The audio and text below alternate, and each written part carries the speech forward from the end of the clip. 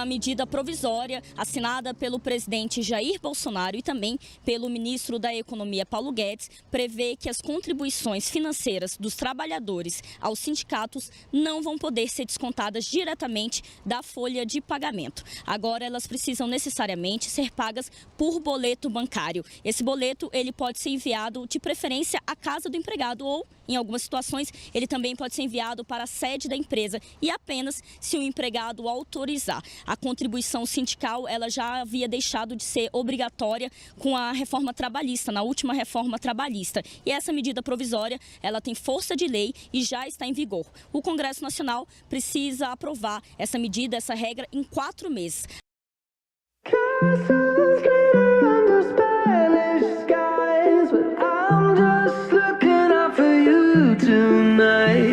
Agora o comentário de Josias de Souza, direto de Brasília. Poucas vezes um ministro trombou tanto com os interesses do seu ministério em tão pouco tempo. Na penúltima trombada, o ministro Ricardo Vélez Rodrigues, da Educação, mandou carta às escolas do país inteiro pedindo que filmem os alunos cantando o hino nacional depois de ouvir a leitura de uma mensagem escrita por ele para exortar os novos tempos e recordar o slogan da campanha de Jair Bolsonaro. Soterrado por críticas, o ministro abriu mão do bordão da campanha. Foi um erro, ele disse, mas manteve o pedido de filmagem das crianças perfiladas diante da bandeira do Brasil, cantando o hino nacional. O ministro quer receber as imagens. Ricardo Vélez Rodrigues parece ter feito uma opção prioritária pela polêmica. O ministro fornece trapalhadas aos brasileiros, assim como as bananeiras dão bananas. A pasta da educação passou a produzir confusões em cacho. Num dia, o ministro diz em entrevista que a universidade não é para todos, que ela representa uma elite intelectual para a qual nem todo mundo está preparado. Noutra ocasião, o ministro declara que o brasileiro viajando é um canibal, rouba coisas dos hotéis, rouba o assento salva-vidas do avião. Agora mais essa.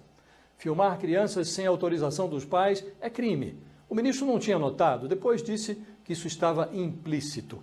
Veja a sequência de maluquices que um pedido maluco pode ocasionar. Diretores e diretoras de escolas desperdiçarão nacos do seu tempo para incomodar os pais. Pedirão a eles que autorizem a captação da imagem dos filhos. Para quê? Isso ninguém sabe. O ministro não disse o que será feito com as imagens. Ele afirma apenas que entoar o hino nacional revigora o patriotismo.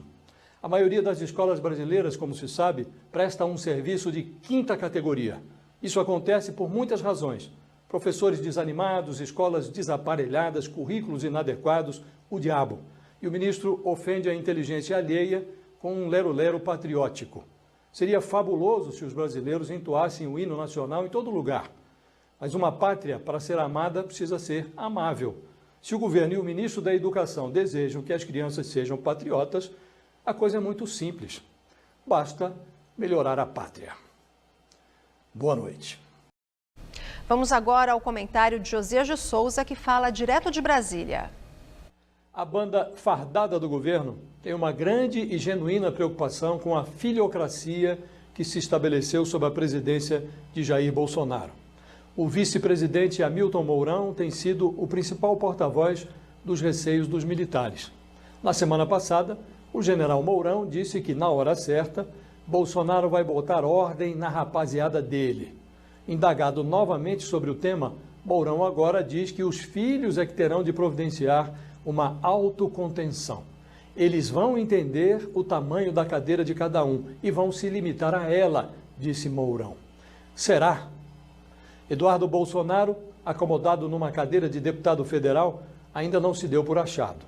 Numa postagem no Twitter, ele escreveu que seu pai, a despeito de uma hipotética tentativa da mídia de derrubá-lo, saiu mais forte da crise que resultou na demissão do ministro palaciano Gustavo Bebiano.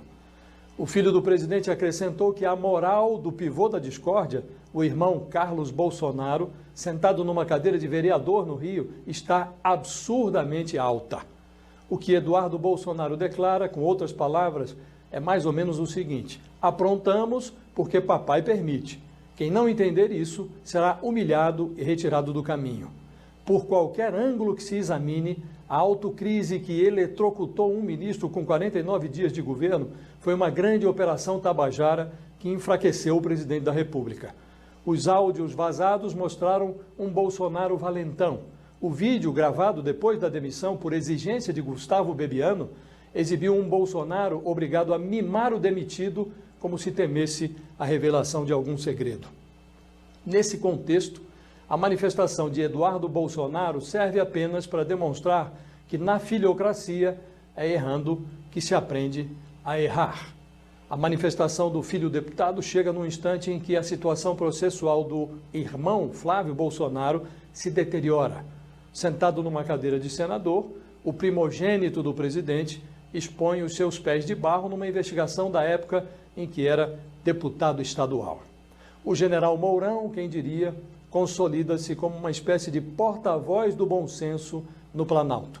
Se o pai não botar ordem na rapaziada, ou se os rapazes não entenderem que a cadeira do presidente merece respeito, Jair Bolsonaro logo perceberá que na presidência o pior tipo de solidão é a companhia dos filhos com mandato.